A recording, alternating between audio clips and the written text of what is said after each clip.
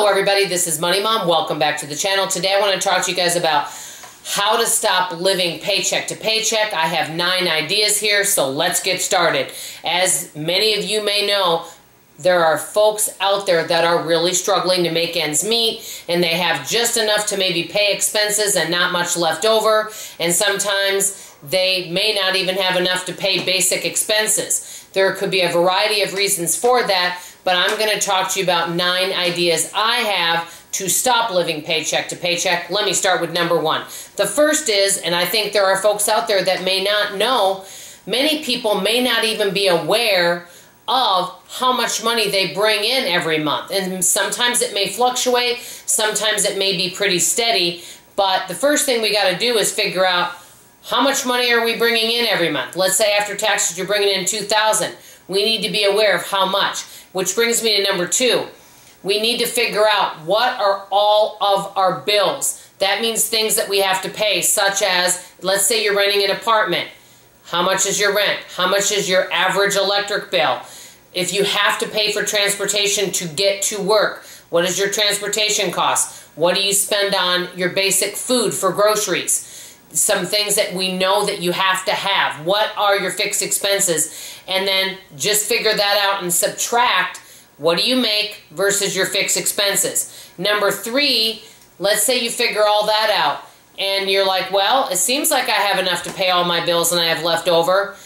Many times people are not aware of where our money is going, and we've talked about this before, death by 1,000 cuts. A lot of times it's not those great big expenses, but it's $5 here, $10 there, $20 there. It all adds up. And I've had times before in my past where I've used my charge cards, and I'm like, wait, why do I owe $200 on my Visa?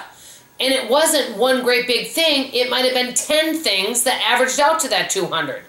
And it could just be little things add up. I know tracking your expenses can take a lot of work, and I've done it. And I'll be honest, I don't really enjoy writing down, I spent 50 cents on a bottle of water. I'm just making that up. Or I spent $1 on a card. But really tracking and seeing where your money goes can really open up your eyes to see what areas you can improve on.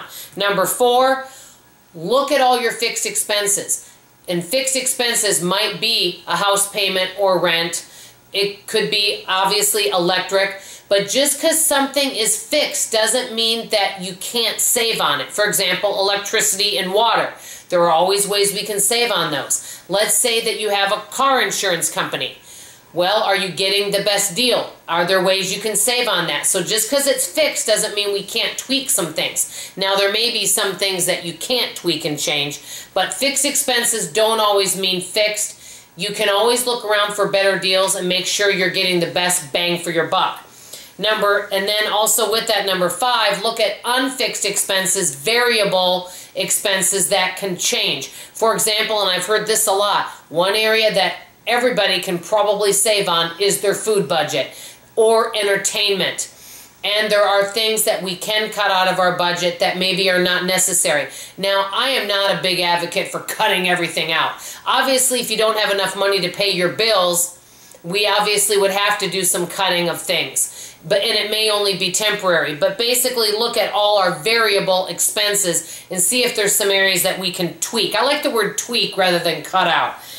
Number 6. Create a simple budget. And I like to create, I used to have 2 budgets. Now I have 3 different budgets. And you can have what your maybe current budget, then you can maybe take it down to what I would call a simpler budget that is more frugal, and then a bare bones budget. And there may be times that you go on a bare bones budget in order to get maybe pay off some debt, to save some money, things like that. So basically creating a simple budget that you feel you can follow. Number 7, and I like this one, reallocate your budget every month. Look at, hey, where you've done well. Look at where you can improve. Because that way, if you're aware of it each month, I really think that that can really help. And keeping track of our expenses helps with that. Number 8, I really like this one, automate our savings. And even if you only start out small, getting in a habit of saving, even if you don't make a lot of money, even if it's only $10 a month, When you realize in your saving, you feel abundant when you're saving money. If you think you don't have money each month to save, it makes you feel lack. So even automating savings at a small amount really is good for you psychologically, I think. Number 9, ask yourself, yes, it's great that I can take all these steps, but do I need to be making more income, even if it's for a short time? I know I've said this before. There are times, even if you put yourself on a bare bones budget, you really may not be making enough money to be able to pay for your needs and for emergencies and things that come up. And that's something you may want to ask yourself. Do you need a better paying job? Or would you prefer a side gig? All of these things are questions. This is just a beginning stage of how to stop living paycheck to paycheck. Let me know if you know anybody that's really struggling living paycheck to paycheck. What advice would you give them? I want to hear from you. That's all for now. This is Money Mom signing off, and as always, I love you. Bye-bye.